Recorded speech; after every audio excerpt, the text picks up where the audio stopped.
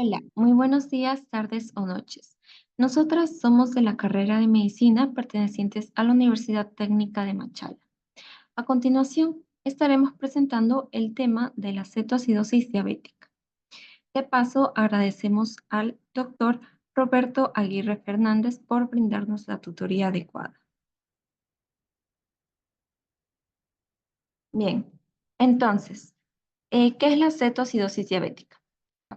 La cetoacidosis diabética es una de las complicaciones agudas más graves que padecen los pacientes diagnosticados con diabetes mellitus de tipo 1. Aparece cuando las concentraciones de insulina no son suficientes para cubrir las necesidades metabólicas básicas del cuerpo.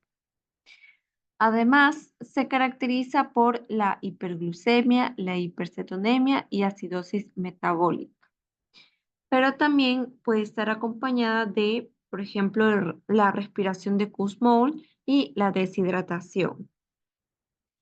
En el caso de la hiperglucemia, esta lo que causa es una diuresis osmótica con pérdida significativa de líquidos y electrolitos, generando así cambios en la formación de los ácidos acetoacético e hidroxibutírico, así como en el metabolismo de la glucosa.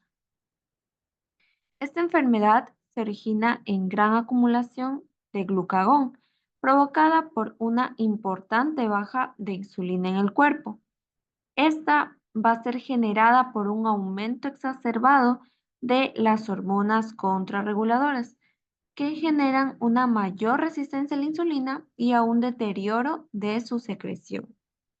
Entonces, aquí las células van a ser incapaces de usar la glucosa. Estas van a activar mecanismos homeostáticos en el hígado y de esta manera se origina la gluconeogénesis o glucogenólisis. Una de las principales causas desencadenantes de una cetoacidosis diabética corresponde en sí al abandono, descontrol o olvido del tratamiento indicado en su condición de diabetes. Esta enfermedad también puede ser desencadenada sin un conocimiento previo del padecimiento de la diabetes mellitus. Y es precisamente la cetoacidosis quien indica la presencia de la diabetes en el paciente. Otro de los causantes de esta enfermedad están asociados a estrés, vómitos y diarreas que no permitan absorber la insulina, así como traumatismos, embarazo, fármacos como diuréticos, corticoides o esteroides y también el abuso de sustancias como el alcohol y las drogas. Sin embargo, uno de los mayores desencadenantes de esta complicación son las infecciones intercurrentes, especialmente las neumonías e infecciones urinarias. En sí, la mayoría de los desencadenantes pueden identificarse y controlarse, por lo que con estricto acompañamiento y cumplimiento del tratamiento, además de la observación permanente del control de la diabetes, es probable que no llegue a presentarse o disminuirse a los menores porcentajes la posibilidad de una cetoacidosis diabética. Igualmente, una dieta adecuada, el ejercicio y una vida saludable con factores fundamentales para que no ocurra un suceso de cetoacidosis diabética y de esta manera se puedan reducir los riesgos y complicaciones asociadas es de igual forma importante. Bueno, entonces, ¿cómo se desarrolla la fisiopatología de la cetoacidosis diabética? La cetoacidosis diabética va a ser el resultado de una deficiencia de insulina y este trastorno va a afectar con mayor frecuencia a pacientes con diabetes de tipo 1, pero también se puede observar en pacientes con diabetes tipo 2. Y esta acidosis diabética en sí se va a caracterizar por un nivel de pH sanguíneo menor o igual a 7,3, un nivel de bicarbonato sérico de menos de 18, cetonas séricas positivas e hiperglucemia. La cetoacidosis diabética se va a desarrollar cuando hay una deficiencia profunda de insulina y a menudo va acompañada de un aumento de las hormonas contrarreguladoras, como el glucagón, la epinefrina o cortisol. Generalmente es precipitado por la omisión de la insulina, como cuando los diabéticos no toman su insulina o en pacientes que presentan diabetes tipo 1 de nueva aparición, o en otro caso cuando se someten a eventos estresantes que aumentan el nivel de estas hormonas contrarreguladoras. Tales factores estresantes incluyen la infección grave, el infarto de miocardio, la pancreatitis y otros, como la deficiencia de la insulina y un aumento de las hormonas contrarreguladoras. Ambas desencadenarán una variedad de arreglos bioquímicos como la cetogénesis, la hiperglucemia, la hipovolemia, el agotamiento total de potasio en el cuerpo, la hiperpotasemia y por último la hiponatremia. La deficiencia de la insulina activa la lipoproteína lipasa dentro de las células grasas. Esta lipoproteína lipasa se especializa en hidrolizar los triglicéridos almacenados, por lo que liberará los ácidos grasos libres de estas células y luego se van a dirigir al hígado. El glucagón va a aumentar el catabolismo de los ácidos grasos libres produciendo acetil-CoA y este acetil-CoA va a sobresaturar el ciclo de Krebs y producirá las cetonas. Como resultado, los cetoácidos se acumulan neutralizados el bicarbonato sérico y por lo tanto causa una acidosis metabólica con brecha aniónica. Por lo que la acidosis metabólica resultante a su vez va a desencadenar la hiperventilación a medida que el cuerpo intenta compensar la acidosis metabólica correctamente, lo que hace que se acumule en el plasma. Y pasando a la siguiente anomalía que se llama la hiperglucemia. Esta es otra manifestación de la cetoacidosis diabética y es el resultado de varios procesos. El primer incidente, la deficiencia que impide la absorción celular de la glucosa. Y estos cambios van a aumentar la producción de glucosa a partir del glucógeno. Y este proceso se conoce como la glucogenólisis, así como la gluconeogénesis. Entonces, pasando a la siguiente anomalía que se llama la hipovolemia, las cetonas y la glucosa van a filtrarse en el glomérulo y ambas se van a perder a través de la orina, lo que provoca una diuresis osmótica profunda. También comúnmente causa náuseas, vómitos y una disminución en la ingesta oral. Pasando a la siguiente anomalía, que es el déficit de potasio corporal total. La diuresis osmótica en sí causa la pérdida urinaria de potasio y esto se agrava aún más por la hipovolemia, que desencadena el hiperaldosteronismo, en este caso el secundario. Pasando al siguiente sería la hiperpotasemia. A pesar de la disminución mencionada anteriormente en el potasio total del cuerpo, la hiperpotasemia ocurre principalmente porque la deficiencia de insulina impide la absorción celular del potasio. Como resultado, el potasio se va a acumular de manera extracelular y el potasio plasmático va a aumentar.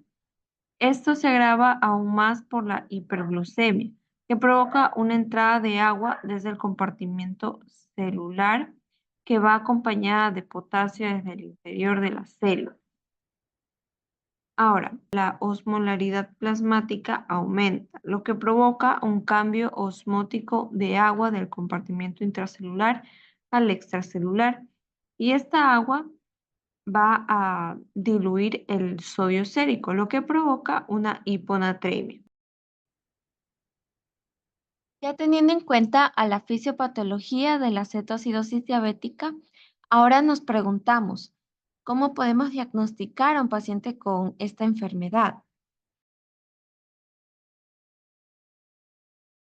Ante la sospecha clínica de la cetoacidosis diabética, se van a solicitar de forma inmediata estudios de laboratorio que incluyan la glicemia, la cetonemia, la gasometría venosa, junto con hemograma, azoemia, latininemia, ionograma con fosfatemia y además el examen de orina.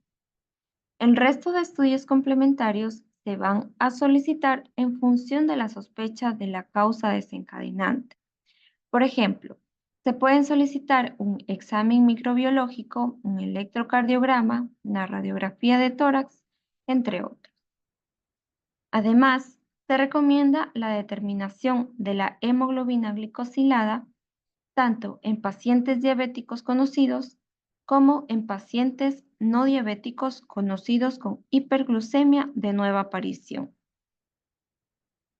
En el diagnóstico diferencial de la cetoacidosis diabética, también se deben considerar la cetoacidosis no diabética por ayuno o alcohol, la acidosis láctica, la ingesta de salicilatos, la insuficiencia renal y el consumo activo de la cocaína. Entonces, aquí tenemos varios criterios de severidad en la cetoacidosis diabética. Entonces, vamos a tomar en cuenta a la glucosa, al pH, al bicarbonato, a la cetonemia o cetonuria, la osmolaridad, el anión GAP y el estado de conciencia. Entonces, podemos ver que la glucosa, en el caso de las tres, en leve, moderada y severa, van a estar por encima de los 250 miligramos por decilitro. El pH, en el caso del CAT leve, va a ser de 7.25 a 7.30. En la moderada va a ser de 7 a 7.24 y en la severa va a ser menor a 7. El bicarbonato, en el caso del CAT leve, va a ser de 15 a 18. En el moderado va a ser de 10 a 14 y en el severo menor a 10. La cetonemia podemos observar que está positiva. La osmolaridad en el caso de las tres va a ser variable y en el caso de la anión GAP en la leve va a ser mayor a 10, en la moderada va a ser mayor a 12, al igual que en la severa. Y por último, el estado de conciencia en el cual encontramos en el CAT leve una alerta, la moderada que va a estar en estado de alerta y somnolencia, y la severa que va a ser de estupor o coma.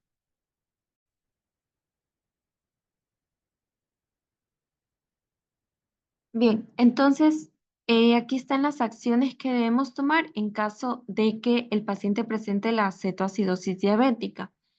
Para ello tenemos tres aspectos importantes que son la hidratación, la insulina y el potasio.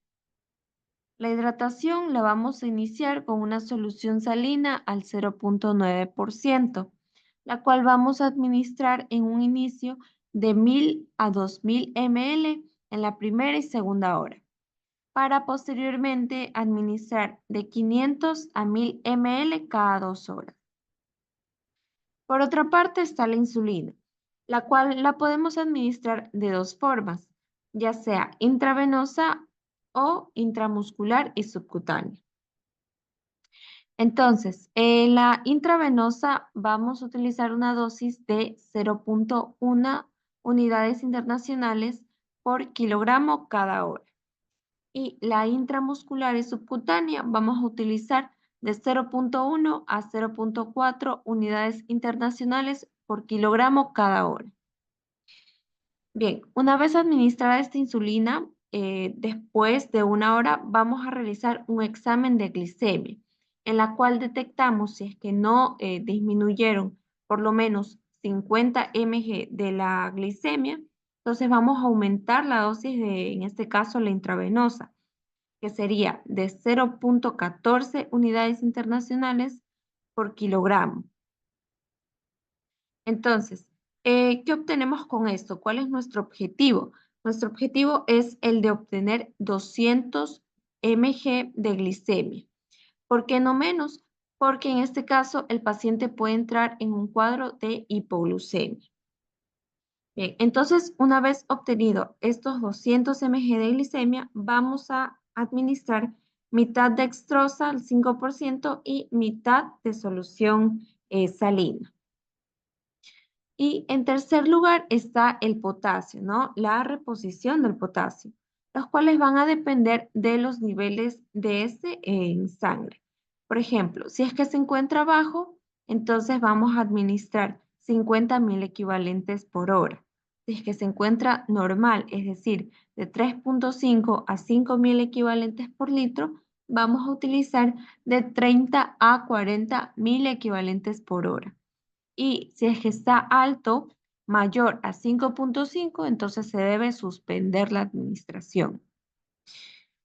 Bien, en cuanto al potasio, también tenemos aspectos claves como no administrar directamente, porque en este caso se menciona que el paciente puede entrar a un cuadro de muerte cardiorrespiratoria.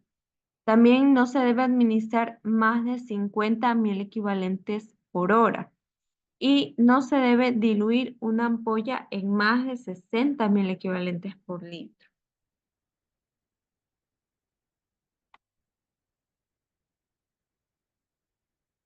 Bien, ahora, en cuanto a la acidosis y al bicarbonato de sodio, bueno, el bicarbonato de sodio en sí se lo utiliza como parte del tratamiento de la cetoacidosis diabética. Este se caracteriza porque no atraviesa completamente la barrera hematoencefálica, ¿sí? Y lo hace de hecho en niveles muy bajos. ¿Esto qué quiere decir? Que con el bicarbonato de sodio podemos compensar la acidosis metabólica, pero el cerebro en sí no va a detectar esto, lo que hace que el paciente siga con la respiración de Kussmaul y disminuya los niveles de CO2. Esto a su vez genera una alcalosis respiratoria. Es por eso que actualmente la administración del bicarbonato de sodio no está indicado para todas las acidosis metabólicas. Bien, ahora, ¿cuándo sí debemos usarlo al bicarbonato de sodio? Cuando el pH sanguíneo se encuentre por debajo de los 6.9 y el bicarbonato estándar por debajo de los 10. En el caso de Ecuador, el bicarbonato de sodio viene en una presentación de ampollas de 8.4%. Es decir, vamos a tener 1.000 equivalente por cada ml. Y en cuanto a la dosis, esta es de 1 a 2.000 equivalentes por kilogramo cada hora. A continuación, se presentará un algoritmo el cual vamos a utilizar para el manejo inicial de la cetoacidosis diabética. Para ello, inicialmente se debe realizar el cálculo de 15 a 20 ml por kilogramo para la primera hora. Esto lo vamos a realizar con una solución salina al 0.9%. En sí, para el tratamiento de la cetoacidosis diabética vamos a tener en cuenta el estado hemodinámico, la insulina, el potasio y el bicarbonato. Para el estado hemodinámico vamos a clasificarlo en tres, en una hipovolemia severa, moderada y un shock cardiogénico. En la hipovolemia severa vamos a administrar 1 litro de solución salina al 0.9% para la primera hora. Para el shock cardiogénico vamos a monitorizar e iniciar el uso de vasopresores. Y para la hipovolemia moderada, de acuerdo al sodio corregido, lo vamos a clasificar en un sodio corregido elevado, normal y disminuido. Para el elevado y normal, vamos a administrar una solución salina al 0.45% de 250 a 500 ml por hora. Y en el caso de tener un sodio corregido disminuido, vamos a administrar una solución salina al 0.9% intravenosa de 250 a 500 ml por hora. El estado hemodinámico vamos a tratarlo conjunto a la diabetes, es decir, vamos a administrar la solución salina junto a la insulina. Entonces, cuando tenemos una glucosa menor a 200 mg por decilitro, vamos a agregar una solución glucosada al 5% con solución salina al 0.45% intravenosa. Esta de 150 a 250 ml por hora. A partir de ello se va a realizar el control de la glucosa horario, el control de la gasometría venosa y electrolitos séricos cada 2 y 4 horas hasta tener un criterio de resolución. Por otra parte, se encuentra la insulina, la cual podemos administrarla intravenosa o subcutánea en CAD leve. La intravenosa va a ser en insulina rápida de 0,1 unidades internacionales por kilogramo. Intravenosa en un bolo posterior de infusión de 0,1 unidades internacionales por kilogramo hora. Y por otra parte, la insulina rápida, el 0,14 unidades internacionales por kilogramo intravenosa en infusión. Y por otra parte se encuentra la subcutánea en CAD leve, la cual vamos a administrar una insulina rápida de 0,3 unidades internacionales por kilogramo en un bolo posterior, 0,2 unidades internacionales por kilogramo una hora después. Y posteriormente administrar insulina rápida al 0,2 unidades internacionales por kilogramo subcutánea cada 2 horas. Aquí, si la glucosa no desciende de 50 a 70 mg por decilitro, por lo menos en la primera hora, vamos a duplicar la dosis de la infusión o administrar un bolo de insulina subcutánea. A partir de ello, si la glucosa disminuye a menos de 200 mg por decilitro, vamos a disminuir la infusión de insulina a 0,02 o hasta 0,05 unidades internacionales por kilogramo hora. O en el caso de utilizar la insulina subcutánea, cada 2 horas a 0,1 unidades internacionales por kilogramo. Y a partir de ello vamos a realizar un control de glucosa horaria, un control de gasometría venosa y electrolitos séricos cada 2 a 4 horas hasta tener los criterios de resolución. Por otra parte, tenemos los niveles de potasio y bicarbonato. En los niveles de potasio, si es que están por debajo de los 3,3 mil equivalentes por litro, vamos a retrasar la administración de la insulina y en vez de ello administrar de 20 a 40 mil equivalentes por hora de potasio hasta tener más de 3,3 mil equivalentes por litro. Si es que los niveles de potasio se encuentran entre 3,3 y 5,3 mil equivalentes por litro, vamos a administrar de 20 a 30 mil equivalentes de potasio por litro de solución. Y a esto mantener los niveles de 4 a 5 mil equivalentes.